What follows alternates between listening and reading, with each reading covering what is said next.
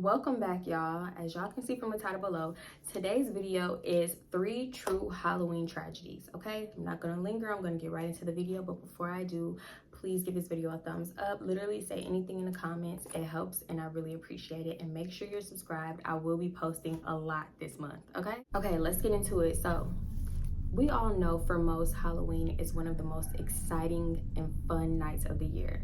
It's a time to dress up, let loose, and even get a little weird. But in these 3 instances, Halloween took a sinister turn and it ended in tragedy.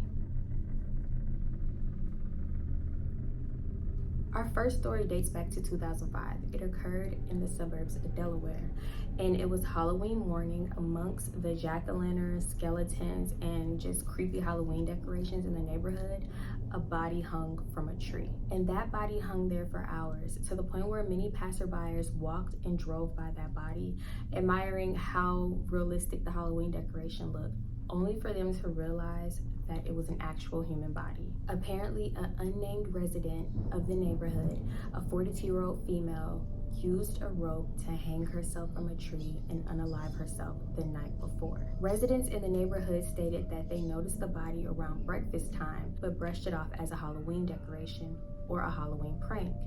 So the body stayed suspended 15 feet in the air for about 3 hours after the first sighting.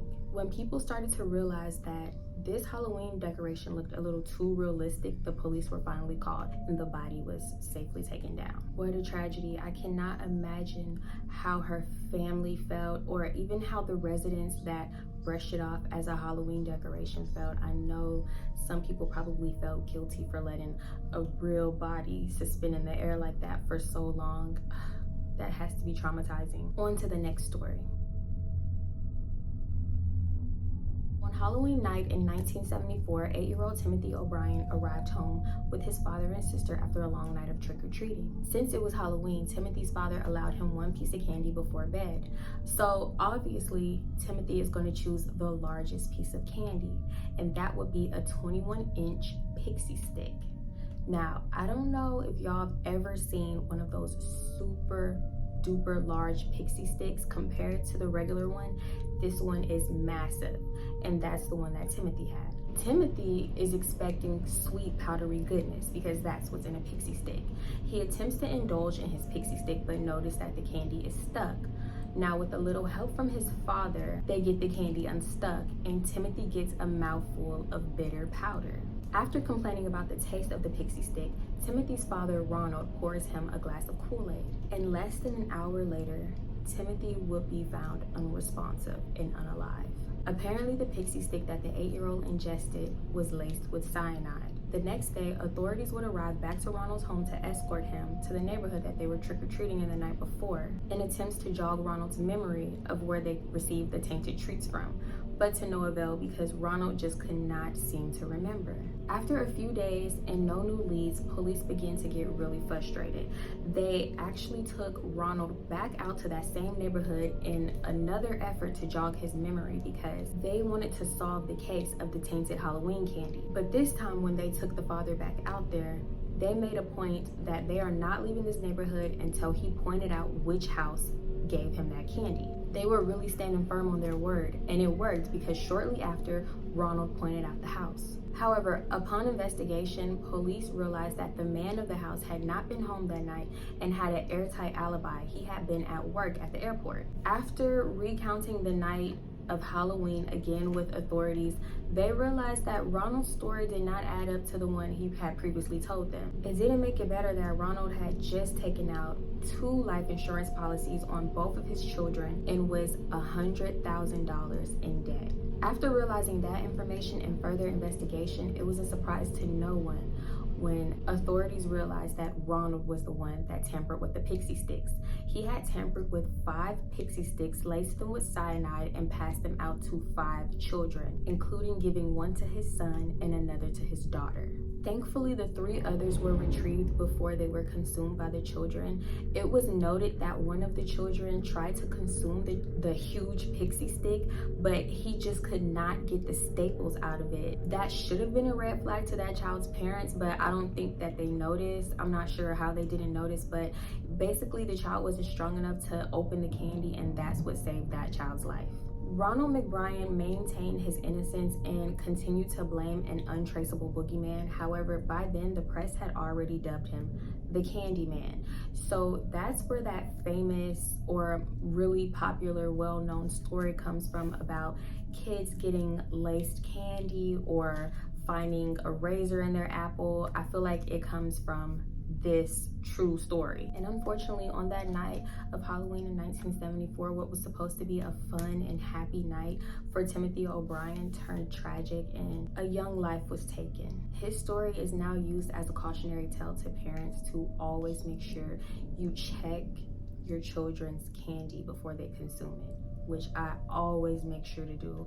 My daughter can't eat candy until we get home and I can see it under the bright lights and make sure that none of it was tampered with, because people are crazy. I know this was his own father's doing for his own financial gain, but some people just like to wreak havoc for no reason, especially on Halloween. It invokes some kind of evil in people. And just remember to check y'all's children candy if you have it, and if you have a little brother or little sister, check theirs, and if you've grown and you still want to trick or treat, check yours. Now for the final story. On Halloween night in 1998, a young man and his girlfriend were on their way to pick up their 9-year-old son from a children's Halloween party, when suddenly a group of teens began to throw eggs at their vehicle. The young male in the car, known as Carl, stepped out on the passenger side and confronted the teens, and a brief argument ensued. As Carl proceeds to re-enter the vehicle on the passenger side, one of the teens pulled out a firearm, letting out a single fatal shot that struck Carl in the head. To me, this was a senseless crime that could have been avoided. I feel like a lot of people use the night of Halloween to wreak havoc for no reason. They use it as an excuse. It was even noted that Carl said he avoided going out on Halloween night. He would rather work than to go out on Halloween. And I can see why. And maybe for the rest of the teens, the car egging was supposed to be like a harmless Halloween prank, but all it takes is that one person just to be on a different type of time. And then what is a seemingly harmless prank turns tragic in a matter of seconds. It's terrible. And he left behind his son, because now we have a little boy left without a father. And for what reason? For no reason. And I'm sure that those eggs only cost a few dollars for those boys, but on this night, it cost Carl his life. So before you go out and try to wreak unnecessary havoc on Halloween night, really think about the consequences, because I've also been that reckless teen egging this and egging cars and all kinds of stuff. I've done those type of things too. So I feel like the thought process or the mindset of the majority of the teens was harmless, but for that one teen, they had something sinister on their mind, because why would you even have a firearm if what you're doing is supposed to be harmless? So all I can say is, you guys, be safe on Halloween night.